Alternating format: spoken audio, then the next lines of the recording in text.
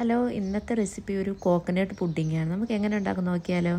അതിന് 3 കരിക്ക് ഞാൻ എടുത്തിട്ടുണ്ട്. അതിലേക്ക് കുറച്ച് കരിക്കും വെള്ളവും കൂടെ ഒഴിച്ച് നല്ല പേസ്റ്റ് പോലെ നമുക്കിതൊന്ന് അരച്ചെടുത്ത് വയ്ക്കാം. ഇപ്പോൾ നന്നായിട്ട് അരച്ചെടുത്ത് മാറ്റി വെച്ചിട്ടുണ്ട്. ഇനി നമുക്ക് വേണ്ടത് 1.5 കപ്പ് പാലാണ്.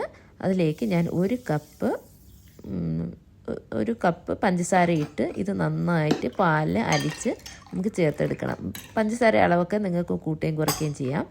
ഇതിലേക്ക് നമ്മൾ നേരത്തെ മിക്സിയിൽ അടിച്ച് വെച്ചിരിക്കുന്ന കോക്കനട്ടിൻ്റെ ഇതില്ലേ പേസ്റ്റും കൂടി ഇതിലേക്ക് ആഡ് ചെയ്ത് ഇളക്കി കൊടുക്കുക.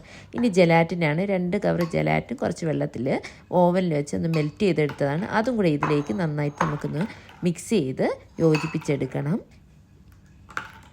നന്നായി യോജിപ്പിച്ചതിന് ശേഷം ഞാൻ ഇതിലേക്ക് ചേർക്കുന്ന വിപ്ഡ് ക്രീമിയാണ്. വിപ്ഡ് ക്രീം നമുക്ക് മാർക്കറ്റിൽ വാങ്ങിക്കാൻ കിട്ടും. അത് ഇതിലേക്ക് ഒഴിച്ച് കുറച്ചായിട്ട് ഇട്ട് കൊടുത്തതിന് ശേഷം ഒരു ഫോർക്ക് വെച്ചോ ഒരു വിസ്ക് വെച്ചോ നമുക്കിത് മിക്സ് ചെയ്തെടുക്കാം. ഇത് നന്നായിട്ട് ഈ ഇതിലേക്ക് നന്നായിട്ട് നമുക്ക് മെൽറ്റ് ചെയ്ത് എടുക്കണം.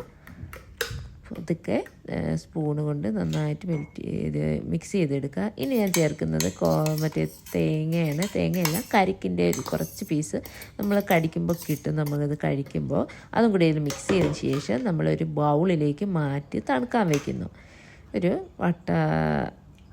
ഇച്ചിരി കുഴിയുള്ള ബൗളിലേക്ക് നമ്മൾ ഒഴിച്ച് അടച്ച് ഒരു 4-5 മണിക്കൂർ ഫ്രീസറിൽ വെച്ച് തണുപ്പിച്ചെടുക്കണം. എന്നാൽ മാത്രമേ ഇത് ഒന്ന് സെറ്റായി കിട്ടുകയുള്ളൂ. ഒരു 4-5 മണിക്കൂറിന് ശേഷം എടുത്ത് നമുക്ക് സെർവ് ചെയ്യാം. തണുത്ത കോക്കനട്ട് പുഡിംഗ് റെഡി.